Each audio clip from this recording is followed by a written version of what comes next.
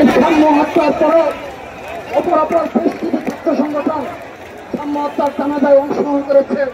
আমরা তাদের প্রতি কৃতজ্ঞতা জানাচ্ছি। কিন্তু যারা জুলাই আগস্ট সর্বোচ্চ সুবিধাভোগী যারা এবং তারা ক্রেডিট দাবি করে তাদের কোনো উপস্থিতি এই সামনের জানাজায় আমরা লক্ষ্য করিনি। শুধু তাই নয়, আরো দুই একটি বৃহৎ ছাত্র সংগঠন রয়েছে যারা বিভিন্ন সময় প্রপাগান্ডায় বিশ্বাসী, সোশ্যাল মিডিয়া প্রপাগান্ডায় জড়িত, তাদেরও কোনো উপস্থিতি সামনের জানাজায় আমরা লক্ষ্য করিনি। আমরা নিন্দা জানাচ্ছি, ধিক্কার জানাচ্ছি। তারা এ ধরনের মানসিকতা পোষণ করে এই বাংলাদেশের ছাত্র রাজনীতি করতে চায় এবং তারা মুখে বিভিন্ন সময় বক্তব্যে বারবার বলে যে তারা ঐক্য চায়। যদি সাম্য জানাজা করতে বাদনীয় থাকে তাদের সাথে কি ধরনের ঐক্য হতে পারে আমি সাধারণ শিক্ষাকে প্রশ্ন রেখে গেলাম।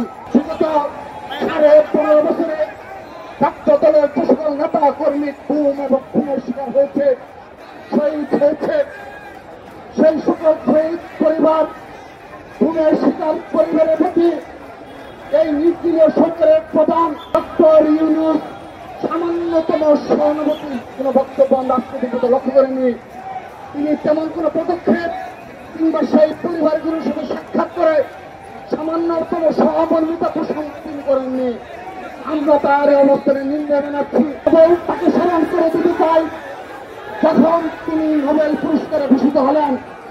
বিএনপি চেয়ারপারসন দেশ নেত্রী বেগম খালেদা জিয়া সহ বিএনপির আপামর সকল নেতৃত্ব তাকে সাধুবাদ জানিয়েছিল এবং এই বাংলাদেশের শ্রেষ্ঠ সন্তান হিসেবে তাকে আমরা করে নিয়েছিলাম, আপন করে নিয়েছিলাম। এই সরকারের শীর্ষ পর্যায়ে থেকে কিংবা চিকিৎসা লক্ষ্য করিনি।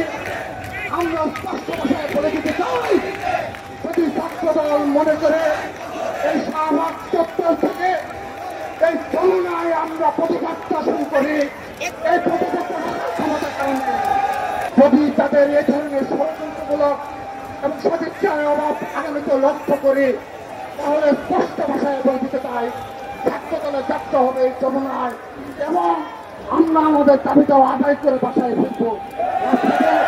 আমরা যতক্ষণ চাইবো ততক্ষণ যমুনা অবরোধ বিগত 9 মাসে খুনের শিকার, হত্যার শিকার পরিবার সাথে সাক্ষাৎ করে সহানুভূত এবং এই রাষ্ট্রের যে করণীয় রয়েছে তাই রয়েছে, যার কারণে এই ক্রিয়াশীলার পতনের প্রেক্ষাপট তৈরি হয়েছিল। সেই বিষয়গুলো তিনি ছাত্র দলের প্রতি সহমর্মিতা থাকতে হবে। আজকের এই প্রতিবাদ সমাবেশ এই বাংলাদেশে একটি গুপ্ত সংগঠন রয়েছে যারা আমার ভাই সাম্য হত্যাকেও সোশ্যাল মিডিয়ায় তাদের যে নিয়োগকৃত পদবাহিনী রয়েছে তাদের তারা বিভিন্ন সময় বাজে নোংরা মন্তব্য করা হয়েছে। নোংরা মানসিকতার মুনাফেক চরিত্র পালন করে তাদের দ্বারা এই বাংলাদেশের ইসলাম কায়েম হবে না।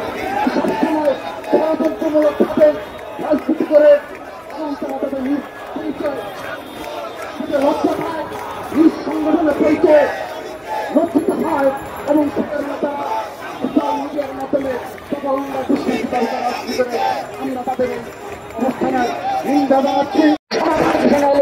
সবাইকে নিশ্চিত ইউনিট দিয়ে শান্তভাবে ধৈর্য এবং সহনশীলভাবে চলে যাওয়ার অনুরোধ জানাচ্ছি।